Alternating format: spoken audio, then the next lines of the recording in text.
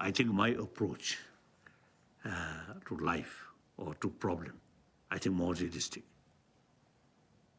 That help is intellectual level is know these things and try to solve these things, how to face these things. But deeper level, I can keep my mind more calm. That we can do. We have this capacity, a human being. In order to develop genuine peace of mind or long-lasting peace of mind, firstly, we should have fuller knowledge about nature of mind and variety of mind and as well as emotion. So usually I call map of mind or emotion. Here, you see, no concept what is good or what is bad.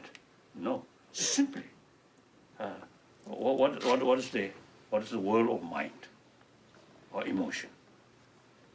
Once we have, you see, some understanding, some awareness about, you see, these things, then according to our own experiences, daily experience,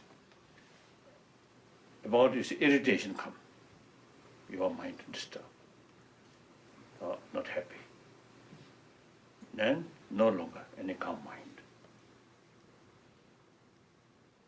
Medical science now already show, in order to have a physically healthy body, you have to take concern about healthy mind or healthy emotion or calm mind. Now that already, many scientists now say that constant anger, hatred, actually eating our immune system. So long run, these destructive emotions are very bad for our health, for our peace of mind. Then we develop interest. What's the counterforce?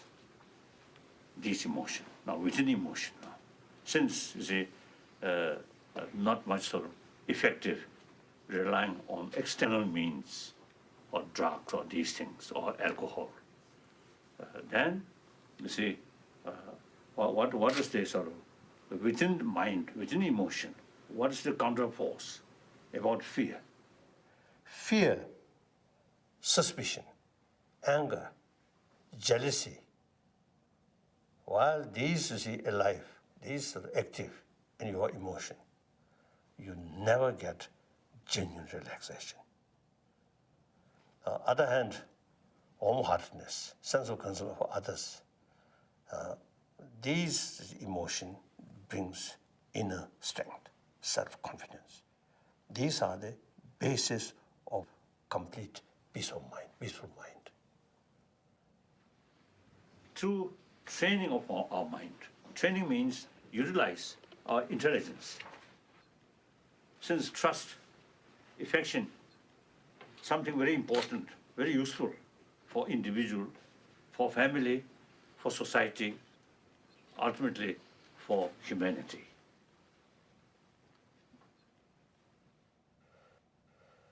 Our Supreme Master was Buddha Shakyamuni.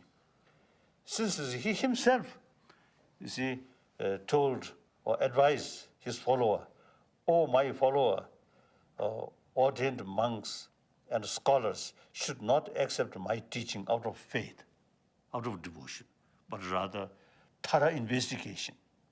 So then, poor Dalai Lama, my talk, they should examine, investigate.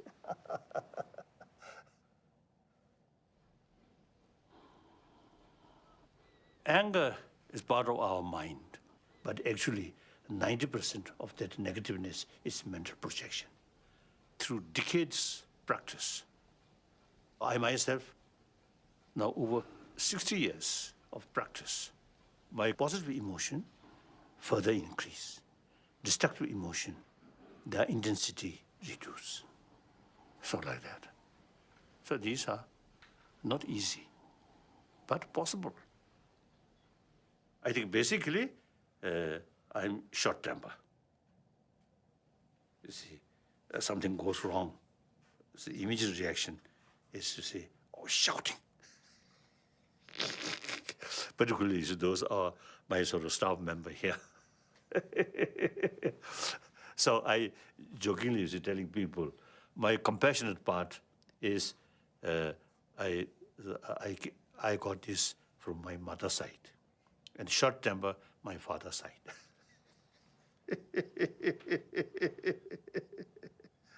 But like my father, my anger never remain.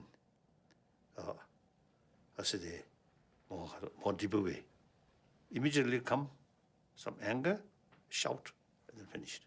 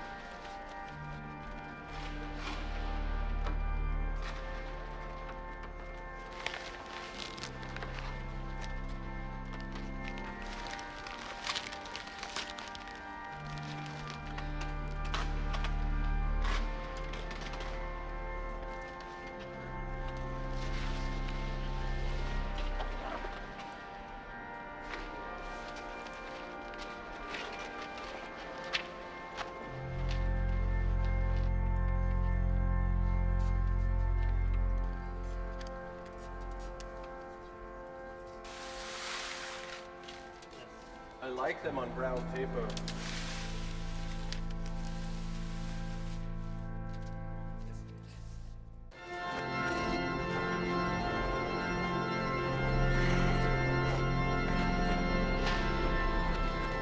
What I hope for in our exhibit, after 80 years, are there certain things you see in all these photos that are characteristic?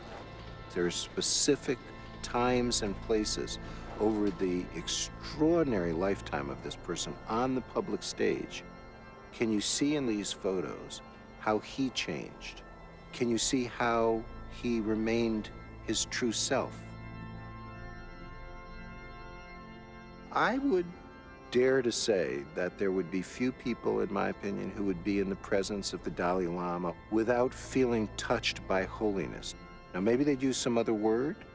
I would say this person's the real deal. You feel you're closer to what we are meant to be. People want to believe that human beings can be like this. Abundant life is in this person, the way it's supposed to be in everybody. There is a way that you come to respect and reconnect with what it means to be fully human when you're in the presence of people like that. Can human beings be this special? I believe we can. And I believe they would say, don't just look at me, look at opportunities you have to be like that. I practice this through interfaith in many ways because I'm not just trying to learn about other faiths, I'm trying to learn more about my own faith by being interfaith. Because I'm staking my life on my faith, but if I could meet somebody that does wonderful things but doesn't believe in God, then I go, well, okay, that's fantastic. I need to believe in God for me to do some things that are almost counterintuitive, because I get very upset with people, and some people I don't like very much, but I believe I'm supposed to care about that. I'm supposed to seek and serve Christ in all persons. I'm supposed to respect the dignity of every human being. And when I meet somebody like the Dalai Lama and I see this is a man who does that, even though he doesn't believe what I believe, these are extraordinary human beings. And yet when you get to meet them and talk with them, they will push back on you and tell you, no, they're not. It doesn't mean that they're not willing to embrace the role, because they know they're on a stage where they can be an enormous force for good. So they'll take on the challenge of being that, but they don't take themselves too seriously. And that makes them even more special. This is a man who is getting older and isn't any more afraid now that he's older than he was when he was young. When he was young, he had a lot of things to be afraid of as an exile. Today, whenever he's come here, he's had to have a rather massive security detail. This is a man who could be afraid of a lot of things he's not, and he's not afraid of death. He's not afraid of growing old. So I want to grow up and be like him.